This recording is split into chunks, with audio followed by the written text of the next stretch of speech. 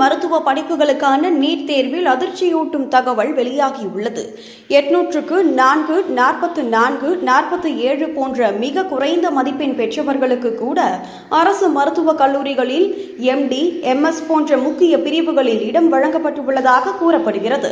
2025-2026 கல்வியாண்டுகளுக்கான 3ஆம் கட்ட கவுன்சிலிங் மத்திய அரசு கட் ஆஃப் மதிப்பெண்களை பெரிதும் குறைத்தது. பொது பிரிவுக்கு 7%, மாற்றுத்திறனாளிகளுக்கு 5%, SC, ST, OBC பிரிவுகளுக்கு 0% என தகுதி வரம்பு தளர்த்தப்பட்டதால் மிகவும் குறைந்த மதிப்பெண்களுடன் கூட மாணவர்கள் சேர்க்கை பெற்றுள்ளனர். முன்னதாக குறைந்தபட்ச தகுதி அவசியம் என வலியுறுத்திய மத்திய அரசு இப்போது தனது நிலைப்பாட்டை மாற்றியிருப்பது கேள்விகளை எழுப்பியுள்ளது. மருத்துவ கல்வித்தரம் பாதிக்கப்படுமா, நோயாளிகளின் பாதிப்பு ஆபத்துக்கு உள்ளாகுமா என்ற அச்சம் மருத்துவர்களிடம் நிபுணர்களிடமும் எழுந்துள்ளது. நீட் தேர்வு தரத்தை உயர்த்தவே கொண்டுவரப்பட்டது. ஆனால் இந்த தளர்வு அதன் நோக்கத்தையே சீர்குலைக்கிறதா என்ற விவாதம் தற்போது தீவிரமடைந்து உள்ளது.